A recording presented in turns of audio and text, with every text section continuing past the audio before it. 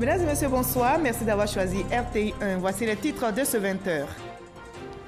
Le mouvement PDCI Renaissance continue d'étendre sa toile. La coordination de Trècheville a effectué sa rentrée officielle ce samedi.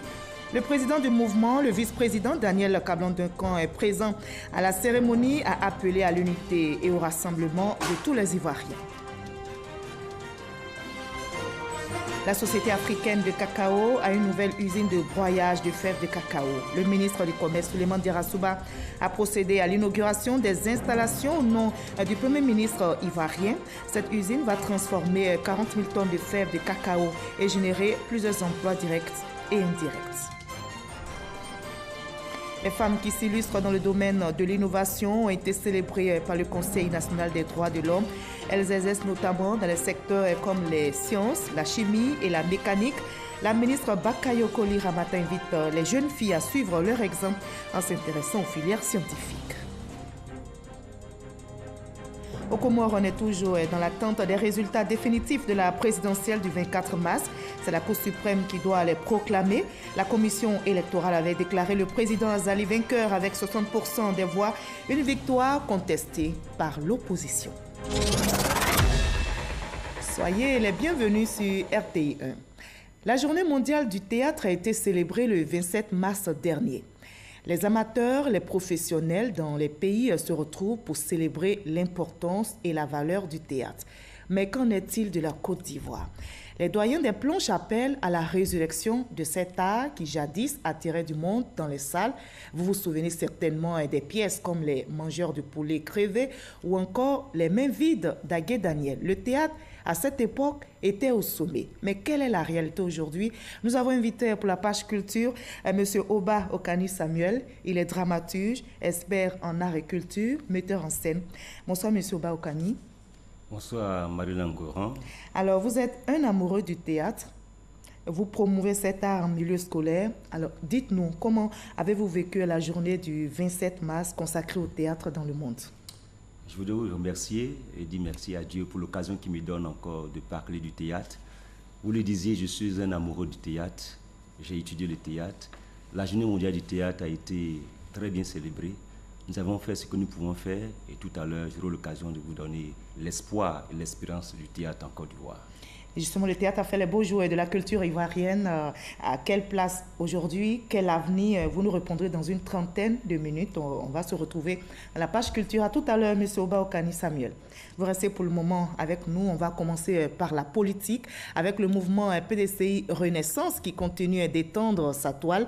La coordination de Trècheville a effectué sa rentrée officielle aujourd'hui, samedi. Le président du mouvement, le vice-président Daniel Cablan-Duncan, présent à cette cérémonie, a appelé à l'unité et au rassemblement prôné par le RHDP. Alexis Rouidraogo. Ce samedi, au quartier Belleville de Trècheville, PDCI Renaissance est en fête. Pour la rentrée officielle de la coordination de la commune, le message est plus que déterminé.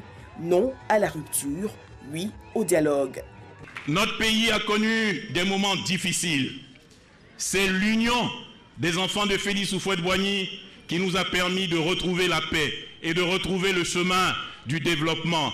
Nul n'a le droit de rompre ce pacte pour que la Côte d'Ivoire connaisse des heures sombres. Tous, nous devons œuvrer à l'union de tous les enfants de Félix Houphouët-Boigny. Président d'honneur de la coordination de Trècheville, le ministre François Amichia a procédé à la présentation du bureau en charge de la promotion du mouvement. À sa suite, tour à tour, au pupitre, les figures de proue du mouvement exhortent les populations aux idéaux de rassemblement.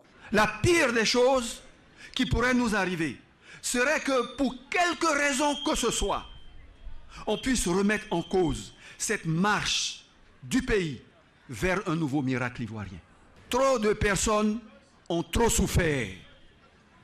Trop de personnes ont trop perdu pour que nous repartions dans des errements. Et ce n'est pas ce que les générations futures attendent de nous.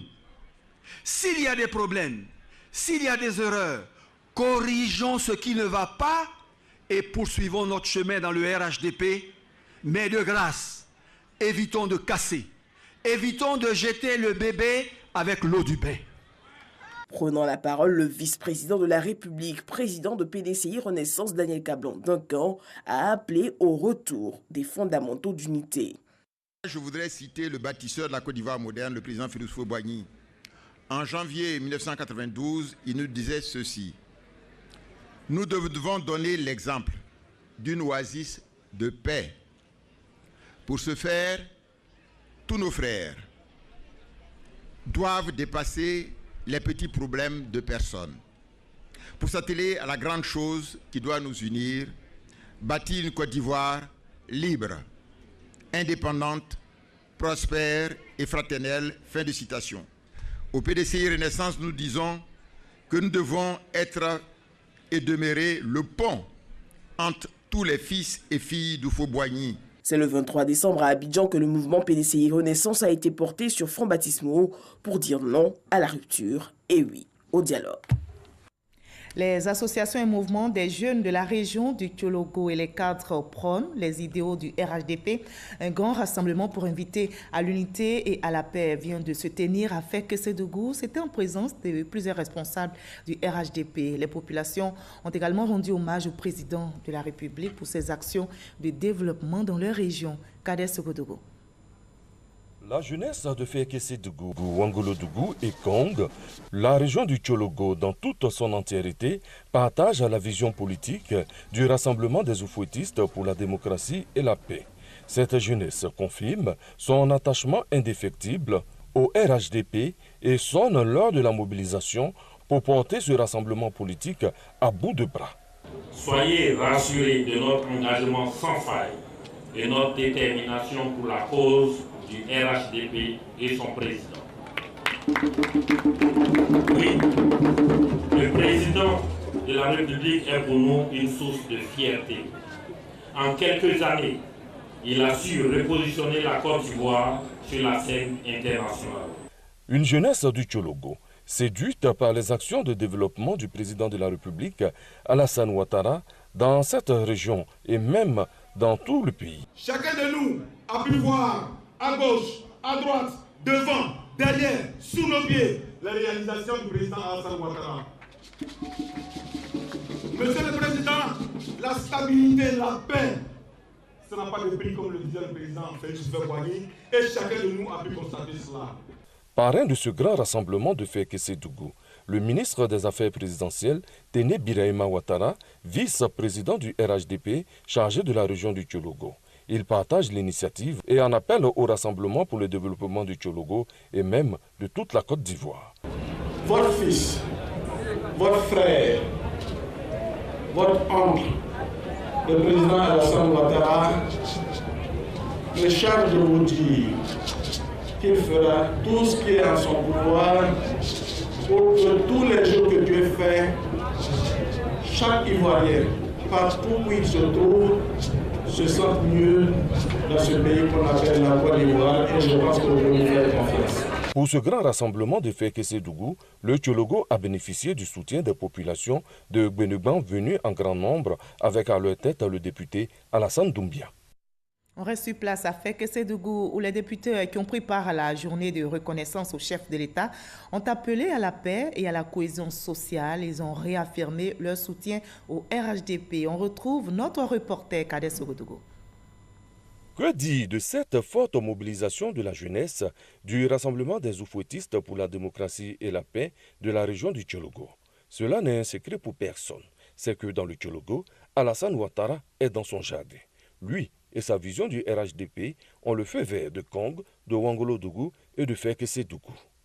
Le reste de la Côte d'Ivoire, dans toute sa diversité, se joint au Tchologo, qui, mieux que les élus parlementaires, peuvent donner la voix. En premier, les jeunes. Chers jeunes, il est temps aujourd'hui de prendre notre destin en main et d'aider le président de la République dans ses œuvres qu'il mène pour la nation de Côte d'Ivoire. Et du haut de cette tribune, je m'adresse aux femmes de Côte d'Ivoire. Je vous demande, arrêtons de nous faire peur. Il n'y aura rien, parce que le pays est bouclé et 2020 est géré. 2020 est géré parce que nous, les élus que nous sommes, nous reconnaissons qu'un seul leader. un seul visionnaire, un seul champion, le président Alassane Ouattara. Il était le plus attendu. Député RHDP, quand il a pris ce pays, il a mis le pays sur la voie du développement. Et toute la région de Côte d'Ivoire profite aujourd'hui de ce développement. C'est un fils qui a été à la hauteur de l'espoir que vous avez placé en lui. Et je suis venu vous demander de ne pas vous tromper de combat. Tout le monde dans ce pays, nous devons marcher sagement. Ce fils illustre qui est Alassane Ouattara. Quand il a pris ce pays, il a mis le pays sur la voie du développement. Et toute la région de Côte d'Ivoire profite aujourd'hui de ce développement. C'est un fils qui a été à la hauteur de l'espoir que vous avez placé en lui. Et je suis venu vous demander de ne pas vous tromper de combat. À Fekessédougou, la fête fut belle. Ismaël Isaac, Fadal Dey, l'unique Abou Nidal et Mawa Traoré ont assuré côté animation. Les adhésions aux idéaux du Rassemblement des oufouettistes pour la démocratie et la paix continuent. La tournée effectuée à l'intérieur du pays par l'un des cadres du RHDP, le ministre Amédée Kouakou et sa délégation portent ses fruits. À Sakassou, vous allez le voir, 12 responsables départementaux du PDCI-RDA ont rejoint le RHDP. Ces nouveaux militants ont effectué officiellement ce ralliement aujourd'hui samedi. Léon Bro. Ils sont 12 dirigeants du PDCI-RDA à Sakassou qui rejoignent le Rassemblement des oufouettistes pour la démocratie et la paix. 2 présidents de JPDCI et 8 secrétaires de section avec à leur tête l'ex-député et le délégué départemental du PDCI-RDA, par ailleurs inspecteur du parti. Tous disent avoir été séduits par l'union, la cohésion, la paix et le développement prônés par le RHDP. J'ai toujours œuvré dans ce sens et donc aujourd'hui, je suis RHDP. Nous rattacher au RHDP, ce n'est pas pour des besoins personnels, mais nous le faisons pour le besoin de nos enfants. Parce que la Côte d'Ivoire avance, il faudrait que nous aussi nous avancions avec elle. Qui n'avance recule et nous voulons avancer. Nous marchons dans la même direction pour le développement de notre zone. Pour ces désormais militants du RHDP, toute force provient du rassemblement. Ils en veulent pour preuve les alliances ou regroupements suscités par feu le président Félix Houphouët-Boigny pour former leur parti d'origine. Une adhésion saluée par la délégation du RHDP conduite par les ministres Amédée Kouakou et Sidi Touré. La vérité que prône le RHDP, c'est la vérité de l'union, la solidarité et le vivre ensemble. Quand un tel message est passé, on ne peut pas être surpris de voir qu'il y ait une adhésion massive à ce message du RHDP. Sakassou, j'ai été surpris de voir que dans tout le bureau, il n'y avait pas de représentant du PDCI-RDA. Et vous voyez, moins d'un mois plus tard, nous revenons, il y a le délégué, il y a au moins 10 secrétaires de section qui ont déjà rejoint le RHDP. Je suis donc un homme heureux, mais ils sont déjà en mission. Ils vont continuer à aller prêcher le bon message, le message de paix, le message de cohésion. Ce ralliement de responsables locaux du PDCI-RDA fait suite à la mission d'explication du RHDP qui a conduit moins d'un mois plus tôt le ministre Amédée Kouakou auprès des chefs coutumiers de Sakassou. Thiébissou a accueilli ce samedi 30 mars d'autres cadres du Rassemblement des oufouettistes pour la démocratie et la paix. Théophile Awandoli, inspecteur général d'État, représentant le vice-président Daniel Kablon-Duncan, Kobena Kwasi Agumani, qui représentait le premier ministre Amadou Gon Coulibaly, ont pris part à la cérémonie d'installation du maire de Thiébissou, André Germain.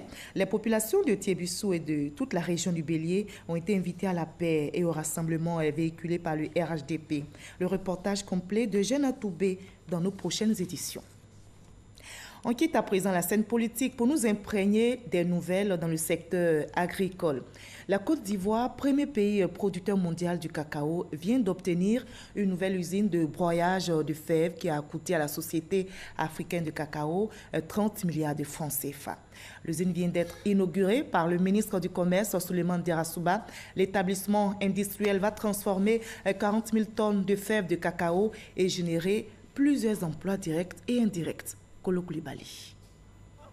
Avec cette extension de l'usine de Sako à Abidjan, la transformation de fèves de cacao passe désormais à 90 000 tonnes. Au total, plus de 230 000 tonnes transformées par la société, mais l'entreprise n'entend pas s'arrêter là. Il y a, et vous le savez, un nombre croissant de chocolatiers ivoiriens très talentueux. Les marques domestiques se développent et c'est un développement auquel nous voulons et nous allons contribuer. C'est la raison pour laquelle l'année prochaine, j'espère inaugurer ce qui sera notre prochaine Académie du chocolat, un lieu magique dédié au cacao et au chocolat. La Côte d'Ivoire veut transformer 50% de la production de cacao. Cette usine vient matérialiser ainsi l'adhésion de la société à cette politique du gouvernement. Cette politique s'est élargie ces dernières années avec des incitations fiscales fortes, notamment le DUS différencié, qui ont permis d'atteindre 746 000 tonnes de capacité de broyage totale installée en 2018, propulsant notre pays, la Côte d'Ivoire, au rang de leader mondial de la transformation primaire avec les Pays-Bas. Les quantités de fèves broyées au titre de la campagne 2017-2018 s'élevaient à 580 000 tonnes, représentant environ 33% de la production de la période. Pour accélérer la transformation du cacao, le représentant du chef du gouvernement invite les industriels à tirer profit des mesures incitatives. Le département dont j'ai la charge poursuivra ses actions d'accompagnement pour faire en sorte que le secteur de la transformation du cacao demeure compétitif et performant pour continuer à jouer son rôle de pionnier dans le développement industriel de notre pays. Je voudrais lancer un appel aux opérateurs économiques déjà installés ou qui envisagent de le faire, de s'engager aux côtés de l'État ivoirien pour développer la transformation du cacao en Côte d'Ivoire. Après avoir mis officiellement en marche l'usine, au nom du Premier ministre, Souleymane Derassouba a visité les installations de la zone de décortiquage au magasin de produits finis, en passant par le broyage, le laboratoire et le moulage. Qu'en est-il des résultats d'analyse effectués par le ministère du Commerce sur du riz qui serait impropre à la consommation et dont la rumeur avait envahi les réseaux sociaux? Le ministère du Commerce indique ceci. En conséquence et conformément aux dispositions de l'article 17 de la loi numéro 2016-410 du 15 juin 2016 relative à la répression des fraudes et des falsifications en matière de vente des biens ou services, il est procédé à la saisie réelle et mise sous scellé de ces 18 000 tonnes de riz birman et au déclenchement de la procédure de destruction. Le ministre du Commerce, de l'Industrie et de la Promotion des PME exprime sa gratitude aux associations des consommateurs et à l'ensemble de la population ivoirienne pour leur patience et leur confiance au dispositif de contrôle de conformité mis en place depuis le 15 février 2019 par l'État de Côte d'Ivoire pour la protection des consommateurs. Par ailleurs, le ministre du Commerce, de l'Industrie et de la Promotion des PME a le plaisir d'informer l'ensemble des acteurs économiques, commerçants et professionnels et consommateurs que la date de clôture de la première période légale des ventes en solde, initialement prévue pour le dimanche 31 mars 2019, est exceptionnellement reportée au dimanche 7 avril 2019. Des équipes du ministère du Commerce sillonneront les magasins en solde en vue de s'assurer du respect des dites dispositions. Le réseau international des compétences issu du programme canadien des bourses de la francophonie vient de lancer ses activités pour cette année 2019 et notez que lors de cette cérémonie, il a été évoqué la question de la promotion des compétences des boursiers ivoiriens formés dans les universités canadiennes. On en sait plus avec Christian Mandé et Franck Quadio. Des bourses du Canada aux étudiants ivoiriens. Une initiative depuis plusieurs années du réseau international des compétences issues du programme canadien des bourses de la francophonie. Une façon de contribuer au développement durable de la Côte d'Ivoire en tant qu'acteur majeur de la promotion de la politique canadienne de coopération.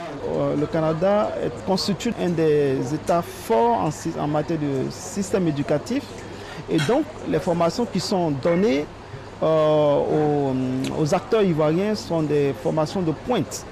Et donc ces personnes-là pourront aussi bien dans le secteur public servir l'État, mais permettre aussi que le secteur privé, les initiatives privées puissent aussi évoluer dans le sens, je dirais, de l'émergence dont on prône. Occasion pour les anciens bénéficiaires de témoigner. Avant que j'arrive, on m'avait déjà choisi un directeur de thèse et je vous assure que j'ai eu, je peux dire, le meilleur directeur de thèse possible parce que tout s'est très bien passé avec tout le système d'accompagnement que le programme canadien de bourse a mis en place. Je n'ai vraiment pas eu de difficultés jusqu'à la soutenance. L'ambassadrice du Canada en Côte d'Ivoire n'a pas manqué de mettre en valeur la bonne coopération entre la Côte d'Ivoire et le Canada. Elle a par ailleurs expliqué les conditions d'obtention des bourses canadiennes. C'est un processus compétitif qui se fait ici. Alors l'idée, c'est que nous travaillons avec les ministères de l'éducation ivoirienne et on est en train de faire des liens avec les institutions publiques en Côte d'Ivoire pour choisir des candidats qui vont aller au Canada pendant jusqu'à 2 ans pour faire de la formation et ensuite revenir ici et reprendre leur poste avec la formation qu'ils ont reçue. Le réseau international des compétences issu du programme canadien des bourses de la francophonie s'est fixé plusieurs missions, dont la création d'une plateforme d'appui à la valorisation de la politique d'immigration du Canada et particulièrement dans le domaine de la formation. Pour réussir sa mission et créer de la visibilité, le réseau entend développer solidarité, esprit de communauté et renforcement des capacités des membres. Une nuit du mérite pour célébrer les pionniers, les différentes forces vives du secteur de l'enseignement supérieur privé pour leur implication. La formation vient d'être organisée et cet événement a été organisé sous la présidence du ministre de l'Enseignement supérieur et de la Recherche scientifique, Mabri Etouakeus. Le reportage de Franck Quadio dans nos prochains journaux. Il se nomme Peter Tabichi, c'est un enseignant kényan âgé de 36 ans seulement. Il a été récompensé pour son dévouement et sacré meilleur professeur du monde par une fondation à Dubaï. Alexis Ouedraogo. Il a 36 ans. Peter Tabichi, professeur de mathématiques et de sciences. Il a été élu meilleur enseignant du monde dimanche 24 mars à Dubaï. Au collège secondaire Kériko à Pwani dans l'ouest du Kenya, le jeune franciscain allie excellence et générosité. Il dépense près de 80% de son salaire pour aider les élèves défavorisés. Dans la zone où se trouve son village, la grande majorité des élèves sont issus de familles pauvres. Plusieurs sont orphelins, exposés à la toxicomanie, aux grossesses précoces, à l'abandon scolaire, incapables de payer livres et fournitures sans ce soutien financier. Pour améliorer le niveau de l'école malgré des classes surpeuplées de plus de 80 élèves, Tabichi et 4 de ses collègues dispensent des cours à domicile. Et bien qu'il ait un seul ordinateur portable et une mauvaise connexion Internet, le religieux a créé un club de développement des talents. Il a également élargi le club des sciences de l'école, aidant ainsi les élèves à concevoir des projets de recherche d'une telle qualité que beaucoup se qualifient désormais pour le programme national. Son dévouement, son travail et sa foi dans le talent de ses élèves ont permis à son école dans une zone rurale reculée et avec très peu de ressources de remporter le prix de la meilleure école au concours national interscolaire de sciences. Mieux, ses élèves ont participé à des compétitions scientifiques internationales et ont remporté un prix de la Royal Society of Chemistry, une société savante des Royaumes-Unis dont le but est l'avancement des sciences chimiques après avoir exploité la vie des plantes locales pour produire de l'électricité. Et voilà un exemple à copier.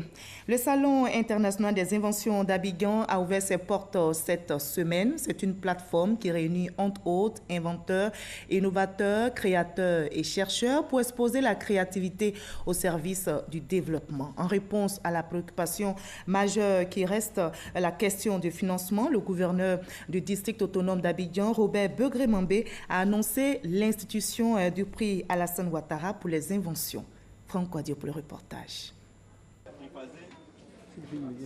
Des élèves du secondaire bien intéressés par la trouvaille de cet innovateur, Jacques, avec son générateur pneumatique, régule la consommation en énergie électrique. Son voisin, Loceni, présente ce dispositif qui recycle des résidus agricoles en matériaux de construction. Pour lui, le métier d'innovateur n'est pas facile sous nos cieux.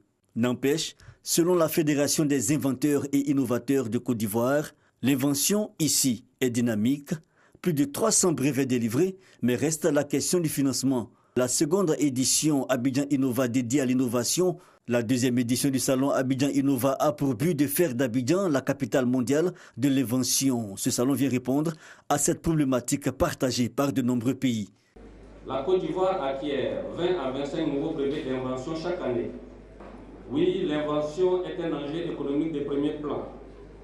Les superpuissances qui gouvernent le monde utilisent toute l'invention comme stratégie majeure pour être et demeurer dans le peloton de tête de la gouvernance mondiale.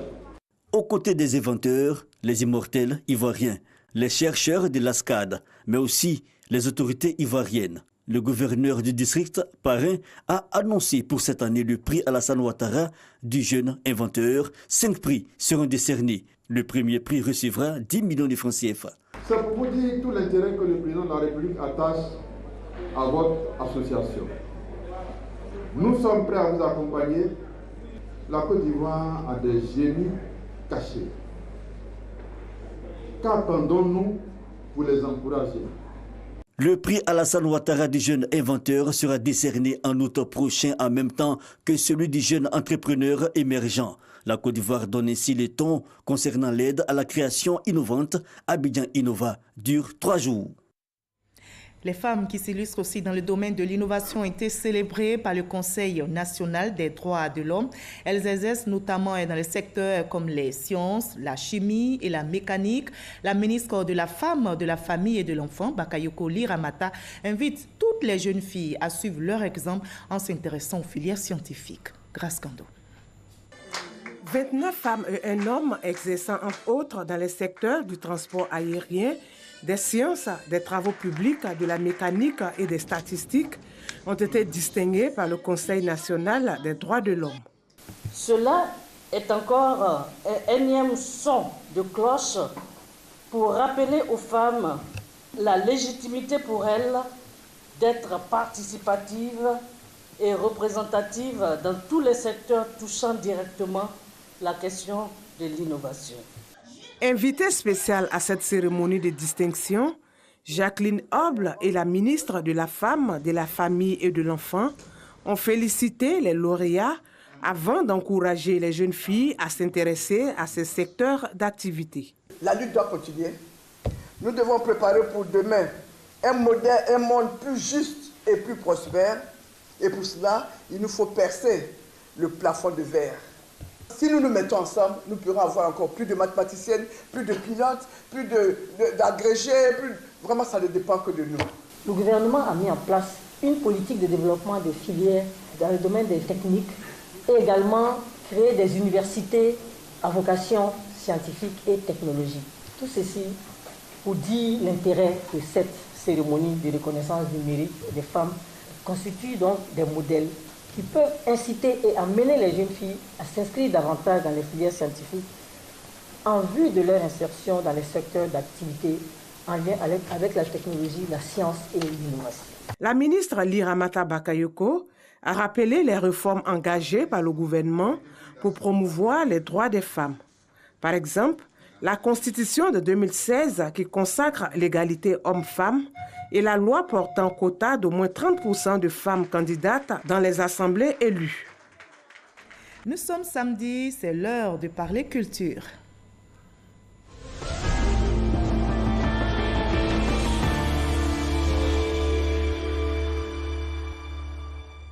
On commence par un spectacle intitulé « Drôle des femmes ». C'est un spectacle d'humour joué entièrement par les femmes au Palais de la Culture de Treichville. Et ce spectacle a mis en scène plusieurs générations d'actrices, de comédiennes et d'humoristes, dont Clémentine Papoué, Nastou Traoré, Thérèse Bazé et bien d'autres. Issa Chonayo. Tu sais pourquoi je veux que tu les laisses là? À cause de ce genre de femmes-là, aujourd'hui, femme est devenue, on dirait qu'elle a... Un spectacle d'humour essentiellement joué par des femmes. Drôle des femmes, fresque d'une 30 minutes, met en confrontation deux générations d'actrices et de comédiennes. Ce spectacle joué à l'occasion de la Journée internationale de la femme aborde l'état de la société qui touche la jeune féminine, les inégalités du genre, les violences, l'accès à l'éducation et bien d'autres sujets. Tu crois d'abord les os avant de trouver la chair. Regarde là, regarde comment elle est habillée.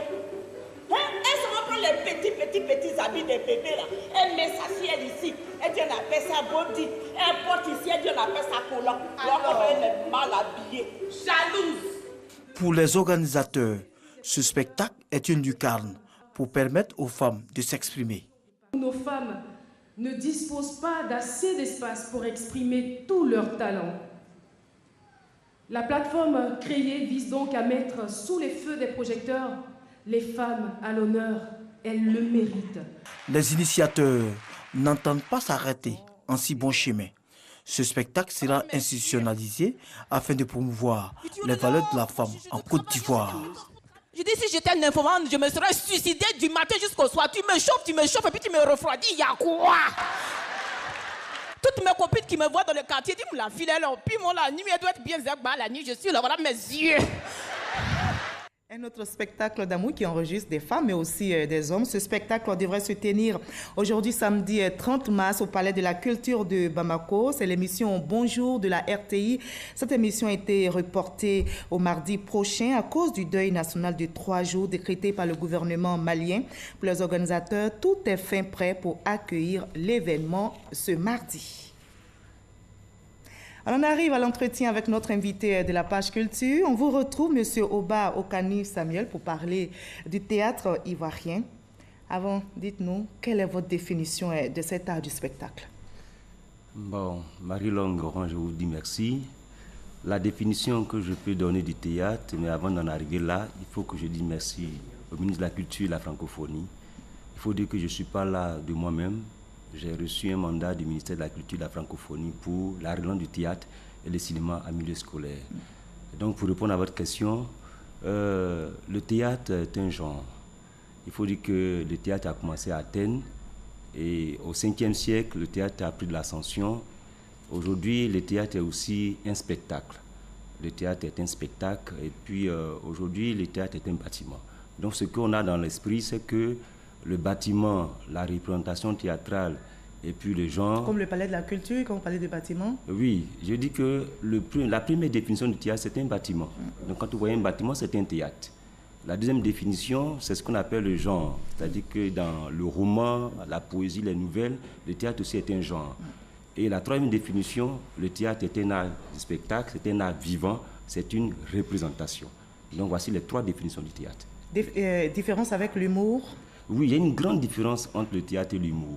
Je dis bien que le théâtre, c'est un aspect professionnel.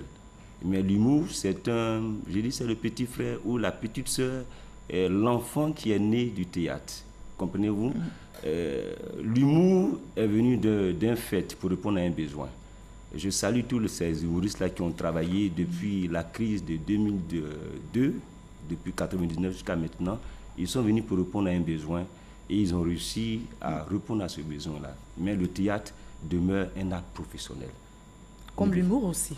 Oui, l'humour est un art. Mais je dis bien que tous ceux qui font le théâtre, je dis le théâtre professionnel, savent de quoi je parle. Je respecte les humoristes. Ils ont fait un travail abattu en Côte d'Ivoire depuis la crise que nous avons connue jusqu'à aujourd'hui. Ils remplissent les salles de spectacle. Il faut les saluer, il faut les respecter. Mais je dis bien qu'il y a un théâtre qui est professionnel, un théâtre qui est académique, qui est classique, où on va à l'école pour apprendre le théâtre jusqu'à ce qu'on soit professeur d'art dramatique. Et c'est ce que les gens ne savent pas. D'accord. Et justement, vous êtes là pour nous en parler. Le théâtre a connu de beaux jours en Côte d'Ivoire. Dites-nous, quelle pièce vous aurez marqué à cette époque des Agué Daniel? Oui. Vous le dites si bien, j'étais encore là, je regardais la pièce d'Agué Daniel, je regardais Togognini de Benabi Dadié. Quelle pièce vous a marqué? C'est ce que j'ai dit, Togognini. Togognini? Oui, aujourd'hui Benabi Dadié n'est pas là, il faut qu'on garde le silence parce que Benabi Dadié a été ministre de la Culture et de la Francophonie. Il a écrit cette pièce-là, mais les gens n'ont pas compris. Il y a un message derrière. Quel est le message qui vous a marqué? Le message qui m'a marqué, c'est qu'on arrive au pouvoir, on gère les choses, Dieu nous fait grâce de pouvoir atteindre un sommet et puis on oublie le peuple. Et c'est un message que Blaise Dadié a laissé à la Côte d'Ivoire en disant Torigny. C'est-à-dire c'est des traites, des gens qui arrivent, qui travaillent, au lieu d'aider le peuple, ils oublient le peuple et puis ils font ce qu'on appelle la démagogie autour. Donc dans le théâtre, il y a un message qu'on laisse. Bernard Zadi Zaourou aussi a laissé l'œil Et quand il parle de l'œil, les gens ne comprennent pas cette pièce-là. Donc ce sont autant de messages véhiculés ce sont des grands messages dans toutes ces pièces de théâtre. C'est ça. Alors ce théâtre qui était au sommet, à quelle place aujourd'hui et quel avenir? Nous allons suivre ensemble cette réflexion de Franck Kouadio et on va en débattre par la suite. D'accord. Une troupe théâtrale en pleine répétition. Ce sont des anciens de l'Institut national supérieur des arts et de l'action culturelle INSAC. Adama et ses amis sont aujourd'hui confrontés à la dure loi de la conquête du public. La stratégie trouvée, l'adaptation à l'espace. Notre premier public, c'est d'abord la famille. C'est la famille, c'est les amis. Il faut appeler un ami, il faut appeler un parent qui lui aussi va appeler un autre parent, qui l'ami va appeler un autre ami. Délocaliser le spectacle qui n'est plus dans le cadre académique, qui n'est plus à l'INSA, qui n'est plus au Palais de la Culture, mais dans les quartiers. De jeunes artistes comme Adama et ses amis, la tête pleine de rêves et nourris par la passion pour les planches. C'est que le théâtre ivoirien a connu ses heures de gloire. Né dans les années 30 et porté par Bernard Dadier et Germain Kofi-Gado entre autres, puis devenu plus contemporain avec de grandes troupes telles le Kotiba, la Villa Kiyi, avant de sombrer dans une certaine léthargie ces dernières années. Autre raison évoquée, la thématique. Il faut associer au jeu de scène l'environnement social propre au public actuel, selon certains. Ce n'est pas le théâtre en tant que tel, c'est le sujet proposé. Qu'est-ce qui motive notre théâtre, notre écriture? Est-ce que nous allons vers le public? Nous nous imprégnons des difficultés du public, des interrogations du public et que nous transformons en écriture dramatique afin de retourner. Si nous fonctionnons ainsi, le public va s'intéresser. Un diagnostic réaliste, mais aussi des solutions. Il y a 2 ans, le ministère de la Culture et de la Francophonie avait initié un vaste projet de relance du théâtre. Plusieurs localités ont été visitées. Elie Aziré, cheville ouvrière à l'époque, aujourd'hui directeur du Centre national des arts et de la culture, a bien quelques pistes. Les rencontres théâtrales d'Abidjan, qui est un festival de théâtre, a besoin, à mon sens, d'être vulgarisé au niveau national. Et c'est ce que nous sommes en train de faire. Et nous sommes en train de chercher les moyens pour que ce festival, qui pour le moment est localisé à Abidjan et limité aux troupes d'Abidjan, puisse s'étendre à toutes les troupes, n'est-ce pas, des régions ivoiriennes. Redorer le blason du théâtre ivoirien en partant par la base, le programme École et Culture lancé récemment se présente comme une alternative. Un théâtre ivoirien passe à devenir une véritable industrie. La chaîne de production, comédiens et techniciens sont à la tâche. Ils aimeraient bien un coup de pouce, et cela pour la bonne santé de la culture ivoirienne. Alors dites-nous, monsieur Oba Okani, quel est votre avis? Le théâtre connaît un déclin ou renaît? Madame, je vais vous dire que le théâtre renaît. Il y a de l'espoir. Vous savez, les gens ont une mauvaise idée du théâtre. Je l'ai dit, derrière le théâtre, ils étaient nombreux pourtant à se bousculer devant les salles pour aller regarder une pièce de théâtre. C'est ça. Mais aujourd'hui, les gens ont une mauvaise idée du théâtre, c'est que l'idée qu'on a derrière le théâtre, c'est que c'est la comédie. Mais j'ai dit non. Dans une pièce de théâtre, il y a plusieurs personnes qui sont derrière. La scénographie. Derrière une pièce de théâtre, il y a une dramaturge. Derrière une pièce de théâtre, il y a ce qu'on appelle tous ceux qui gèrent la régie et le son. C'est près de 20 matières qui sont derrière, 20 expériences qui sont derrière. Mais aujourd'hui, quand quelqu'un dit « je suis comédien », les gens n'ont pas une bonne idée. Il faut faire un bac, plus 5 souvent. Vous avez parlé tout à l'heure justement, il faut se faire former. Ça, on a compris. Mais les doyens des planches affirment qu'elle est bien loin. Cette époque où les spectateurs se bousculaient devant les salles pour aller suivre, par exemple, une pièce d'Agui Daniel, de Diallo Tikoyi Vincent, par exemple. Ce n'est plus le cas aujourd'hui. Mais je vous dis, madame, ce que je veux vous dire, c'est que si les gens ne vont pas vers nous, nous allons vers eux. Moi, c'est ce que j'ai fait dans mon expérience. Les gens ne veulent plus aller dans les salles de spectacle. Mais il faut aller vers eux. Il y a le théâtre de la rue. Aujourd'hui, on peut aller dans un marché. Ce que prend Diallo Tikoyi Vincent. Oui, on peut aller dans un marché, rencontrer des gens dans le marché parce qu'ils sont occupés à des choses. Et puis, on donne une thématique. En fait, c'est le message que les gens doivent écouter. Si les gens ne viennent pas vers les spectacles, il faut créer un mécanisme pour aller vers eux. Moi, j'ai trouvé une solution. Je suis allé vers les gens. Je suis allé dans les établissements sans attendre quelque chose de l'État. Et puis, j'ai mis la plateforme, les gens ont écouté le message. Et les enfants, ils adhèrent aujourd'hui. Je vais, par exemple, dans la rue, et je rassemble des gens, et puis je donne une thématique sur peut-être la non-violence. Les gens s'arrêtent pendant 15 minutes, ils écoutent le message, et puis le message passe. Alors vous, qu'est-ce que cela vous rapporte financièrement? Rien. Je ne reçois rien. Mais ce que je peux vous dire, c'est que quand vous êtes formé dans une école d'État telle que l'INSAC, moi je fais l'INSAC, j'ai fait 6 ans à l'INSAC, j'ai fait tout mon parcours jusqu'à Master 2. Vous savez, quand vous rentrez dans une telle école, la première idée qu'on vous donne, le premier message qu'on vous donne, pouvez-vous reproduire. N'attendez pas que l'État vous subventionne. C'est vrai que l'État doit nous subventionner et je demande aux autorités de penser à nous pour le travail que nous faisons. Justement, puisse vivre et vous faire vivre aussi. L'ouvrier mérite son salaire. Aujourd'hui, je travaille ça fait près de 10 ans sur ce travail-là, cette recherche-là. Mais je n'ai pas encore reçu satisfaction. Mais l'amour et la passion de ce métier fait que je suis en train de former près de 20 000 personnes en Côte d'Ivoire. Et les difficultés ne vous arrêtent pas, c'est l'idée qu'on retient. C'est ça. Dernière question pour refermer ce journal. Quelles sont les retombées pour le comédien et pour la culture? Les retombées, d'abord c'est une satisfaction morale. Quand vous formez quelqu'un, aujourd'hui je vois mes maîtres qui sont en train de me parler, ils m'ont formé. Aujourd'hui je représente la Côte d'Ivoire au niveau du théâtre et de la relance du théâtre et du cinéma en milieu scolaire. C'est une satisfaction pour eux. Mais moi-même, j'ai une satisfaction morale. Le fait que déjà je rencontre plusieurs personnes, madame... Pourquoi est-ce qu'on devrait s'intéresser au théâtre? Peut-être pour reprendre ma question. Je vous réponds. Aujourd'hui, il y a des enfants qui bégayent. Il y a des adultes qui bégayent. C'est le théâtre qui répond à ça. On peut régler le problème du bégaiement par le théâtre. Il y a des gens qui ont des problèmes d'organes phonatoires. C'est-à-dire quand ils parlent, la langue bouscule. Ils n'arrivent pas à articuler. Et on peut faire un coup de diction. Ça, c'est au théâtre qu'on règle ça. Il y a des gens, j'ai des enfants que j'ai trouvés, même des adultes qui avaient des problèmes d'articulation au niveau de la malformation. C'est par le théâtre, les coups de respiration. Tous ces éléments-là, c'est par le théâtre qu'on arrive à régler ces choses-là. Et le théâtre ouvre à d'autres métiers, vous l'avez dit. À d'autres métiers, plusieurs métiers. Comme celui de journaliste. Le journaliste, l'avocat.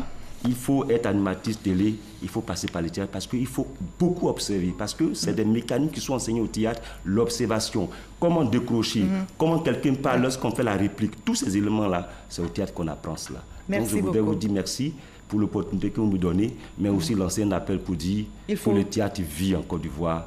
Tant que nous sommes là, que nous avons été formés par des écoles classiques, il faut faire vivre le théâtre. N'attendons pas l'État, mais je demande que l'État fasse quelque chose pour nous aussi. Merci beaucoup, monsieur Oba Okani. Vous avez été bien entendu. Le message est passé. Merci. Vous restez avec nous. On va terminer par les Comores. On attend toujours les résultats définitifs de la présidentielle du 24 mars. Et c'est la Cour suprême qui doit les proclamer. Après un scrutin contesté, le président Azali avait été déclaré vainqueur avec 60% des voix par la commission électorale. Un pourcentage que les candidats d'opposition sous la bannière du Conseil national de transition continuent de contester.